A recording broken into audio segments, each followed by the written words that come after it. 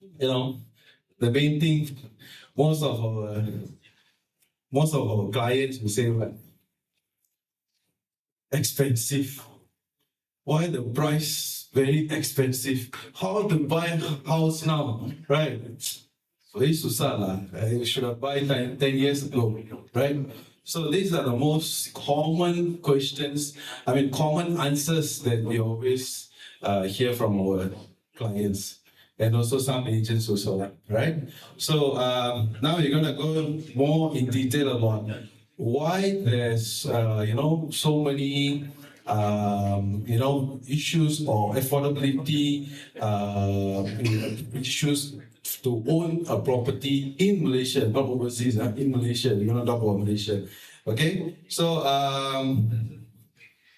you guys have fine. Okay. Mic test, mic test. So to my left, my first question is to Ruby. So what do you think about the challenges that we are facing right now? The property price keep going up, right? So what are the challenges? I think there are a few factors because of the population growth, urbanization, a lot of people the desire for home ownership that's making it one of the factors, few of the factors that the pricing of the house is rising.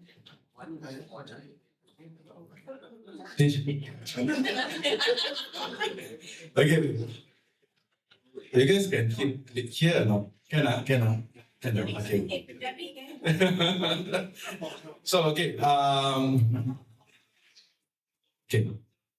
So let me go to the next person, which is Adam. Any added challenges that you feel from your point of view? Okay. Okay, like recently, last year, 2024, there's a news about diesel price. How many of you remember? There's an article that diesel price raised, right? So, like myself, I'm from construction background. So, mostly in construction, right, everything uses diesel. Diesel is basically life there. Construction machineries or whatever things like you lubricant or you just want to put oil for tractor, tower crane, mobile crane, everything requires diesel. So when that particular news hit Malaysia, diesel price rise, indirectly property price rise. Yes. Okay. That's my thought about that. Okay. True. Very true.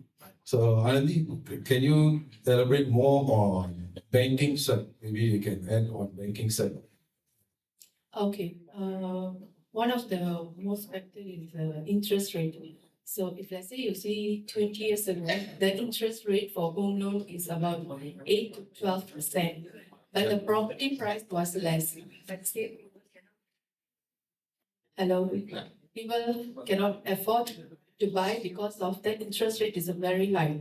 Compared to now, the interest rate is much better because we can easily get from 3% to 4%. Even the property price is very high. People afford to buy now. Okay, that's true, very true. Maybe I'm not in that area lah. I'm still young, so maybe my father, my mom, Tera. Oh, maybe also lah. Maybe still young lah. Okay. So, okay, Sanjeev, how about you? What do you think that why property price keep increasing? What are the challenges? Okay, property price increasing is also due to inflation. So, for example, when my dad bought a house here in Old Klang Road in 1979, he bought for 12,000 ringgit. And in 2012, when he's 12,000, and in 2012, he sold the house was for 450,000. So that is property inflation. So even for example, like the projects that we are doing for, we can say the trees. So launching price was 500 to 700,000, and now when we go and check, it's about 1.1, 1.2 million. Yeah. So it's like 100%, 200% price, the property price rise. So that could be one of the factor which is challenging the generations now to purchase property. Very true, very true. Like I can relate this to my mom. My mom always said, hey, those time 20 cent can buy roti canai already.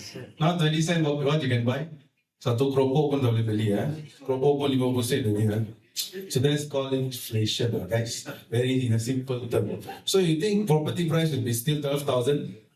No, yeah, definitely will increase. Okay. So we can't control inflation, we can't control limitation, we can't control the demand that the population is keep increasing. So what are the solutions that you guys think that we can implement or we can bring in to, to have more people to afford to buy property? Adam, okay. Nanti first. Ruby? Solo the answer lah.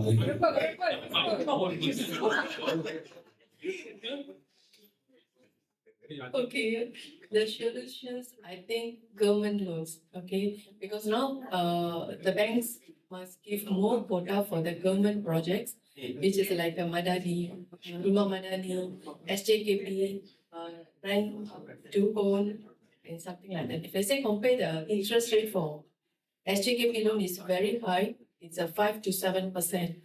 Okay, so the bank must consider to give more quota for the government projects and also must less the interest rate for government projects.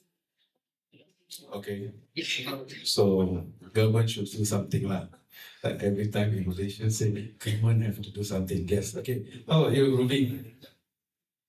I think they can increase the housing supply, relax the zoning laws.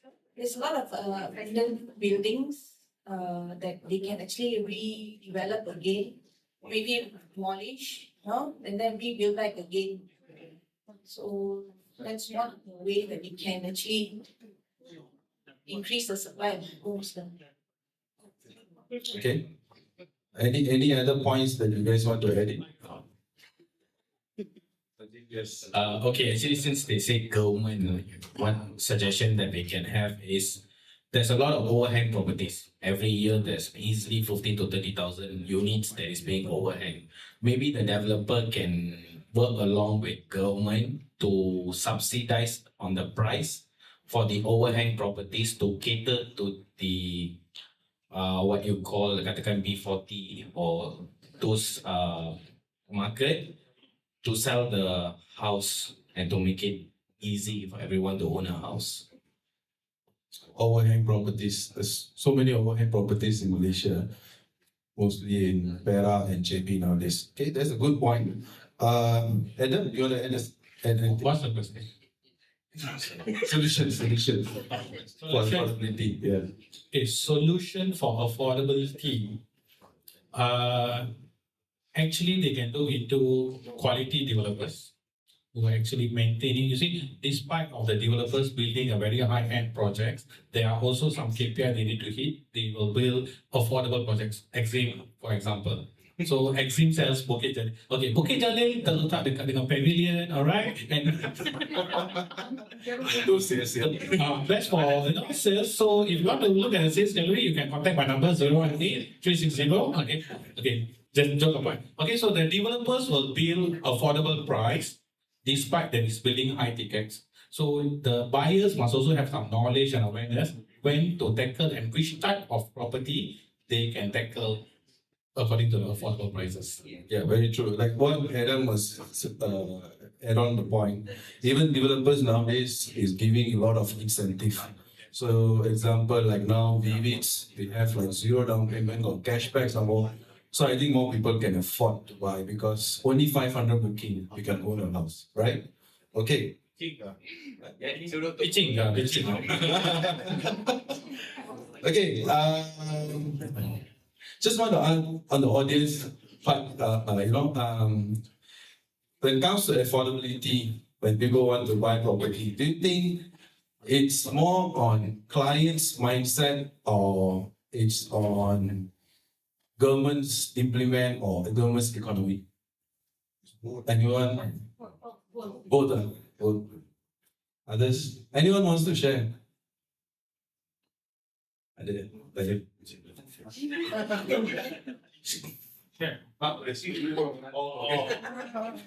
So throw back to the speakers again. Surprise questions for them. Okay. So you guys think that it comes when people say, property price keep increasing, expensive. Of course, we cannot, control all these things like demand limitation and inflation and everything. But do you think the so expensive property is so expensive is on client's mindset or is on government side? Whose fault?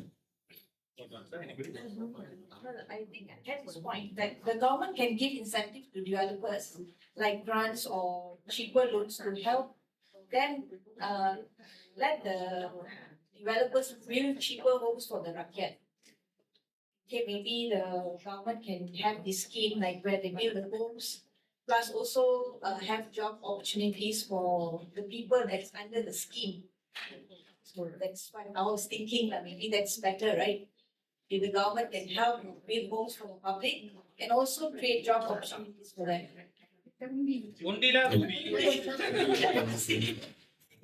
Adam?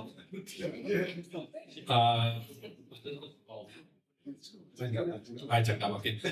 If you ask me, actually, I will fully put it into the mindset. For me, regardless of your economies, because economy is always on the growth. You can't control that. Something like what is it, the inflation. If your client is complaining price is expensive, that is a very good sign for me. That's why you should buy the house because it's expensive.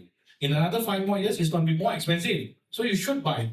You already gave me the answer. So they should change their mindset and going on. For example, come back if you're selling Exim, go for investment property first, get your income generated out of that, then you can multiply your properties out from there. So once you are being owner more than 1 to 2 property, your mindset will eventually change. You'll be an investor category and economy is just taruh tepi. You are more like, you are controlling the economies. We still got 10 minutes left. We can talk some more. Okay. The one is supposed to one will talk less or talk more. We only got 10 minutes. Okay. Wow, now only 10 minutes finish. Okay. You guys answer very short. Lah. Okay, now go back. This is on this point of view from client, right? When we go and approach client say expensive lah, property mahal lah, always increasing, all these things. But when it comes to point of view from agent part, we actually telling our mindset is telling that the property is expensive, or we putting blame on the economy. You want to answer?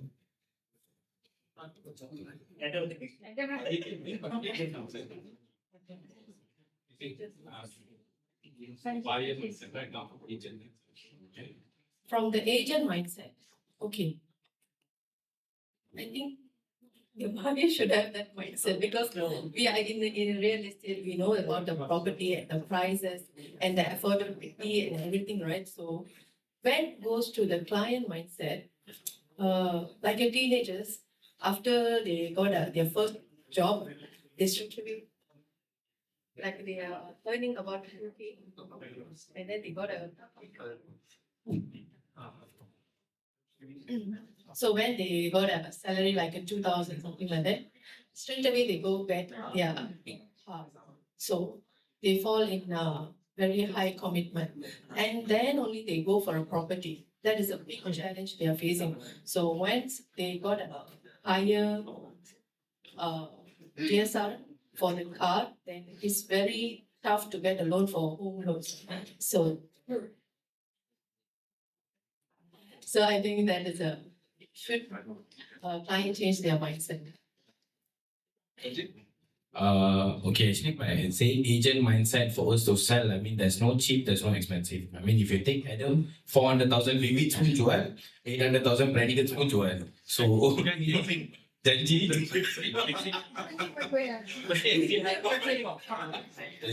So, it's just maybe you can say the client mindset, because when some clients, when they come, they say their budget is only 400,000. They don't want to do more than that. But after rebate, kalau kita kira rebates 4 to 3K, 23,000, it makes a big difference for them. They feel like they're paying 23,000 every month. But they don't understand that what you call in the tenure of 30 years, you're only paying 20 or 30 ringgit per month. That does not actually, they don't have the awareness on that. So convincing them on that particular part is where we are having difficulties. But for us to sell, I don't think cheap or expensive is going to be a obstacle. Okay. I think it's getting a bit boring, right? A lot of people start talking about. Okay. So okay, I make it a bit interesting a bit. Okay. Okay. Now come back to our 5 minutes left. Okay. Now come back to our again the same thing. Most of the people is failed to give the value. That's why they're looking to price. Okay. So again, go back to whether agent mindset or government. Madam. Okay, let's talk about agents' mindset. I always blame mindset. I never blame any other social factor, whatever factor. Whatever is not coming through is from me. Baik adalah kepada semua, buruk datang dari saya. It's my principle, okay? So now let's talk about agent mindset. So how many of you out here do agree, or you do have that thing come across your mind, oh, this property is expensive lah, susah mau jual. Please raise up your hand. At least once in your mind. Yes. The property, the project, the subset, whatever you're selling. Pernah terlintas tak dalam mind, benda ni mahal lah, susah aku nak jual. Have you come across? Alright, so maybe you're feeling that, for example, 300 square feet Brannigans in Bukit Bintang is 1 million, susah jual. 300 square feet je pun, simpul. Okay? Studio. Studio lagi, tak ada kampak teruk. Okay? But then you feel that, okay, one week, 300 square feet is easy to sell, okay? All of you are agent, right? Yeah. Alright, okay, can you tell me what is the procedure you do for you to do your sales? First, you do marketing, right? And are you guys with me? First, you do marketing, right? After you do marketing, you get leads. What you do? What? Tak dengar. What you do? Call. And then set appointment, right? After that, what you do? Appointment. Presentation, closing. Then you manage to close 300,000, okay? Then you collect booking, convert. Betul tak? And then you dapat commission? Dalam? Okay, roughly 300k. Let's say 2%, you get 6,000. Now let's talk about 1 million project, what we are doing. I also do the same marketing. Leads come, I do the same calling. I do the same appointment, same presentation, same closing, same booking, same conversion. Now 1 million, 2% proper. 22,000 commission, right? Now 6,000 commission and 22,000 commission. For you to reach the amount that I achieve, you're gonna buat 4 kali cycle. The same thing, call, marketing. So I didn't do anything different from you. Only one thing, my mindset can sell. Correct, right? So it's agent mindset to be blamed if you feel the property is expensive, cannot sell. Okay, so 2 minutes left. Let me round it up. Let me summarize again. So our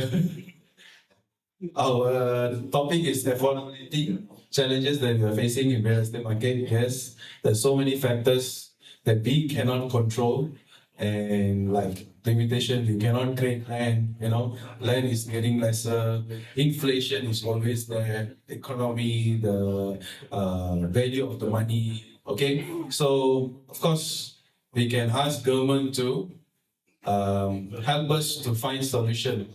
But still, the price keep increasing. You ever see like property price goes like, now 500,000. Then after 10 years, you can buy the same property for 50,000. But again, doesn't happen like that. So definitely the price keep going on. So it's all about mindset. It's on buyer's mindset as well. And also agent's mindset that you must believe that the property can sell. And the buyer must believe that this property is afford to buy. Okay, so thank you so much. Love you guys. Learn something from us. Thank you.